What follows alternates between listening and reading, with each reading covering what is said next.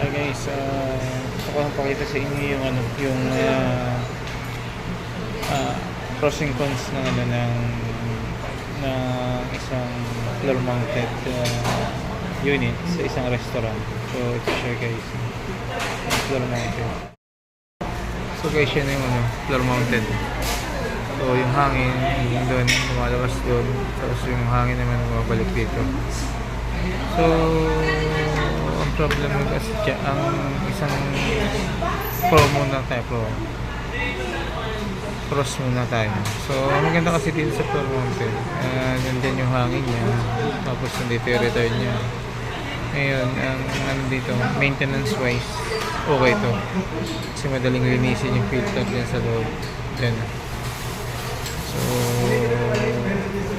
madali lang, kahit mga simpleng stuff lang madaling linisin.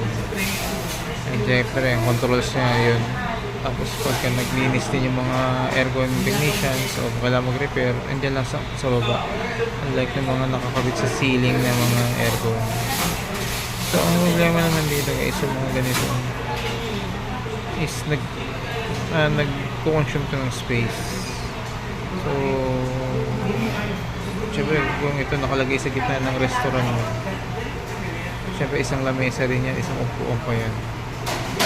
So yun guys, yan yung mga simpleng pros and cons nitong unit na to.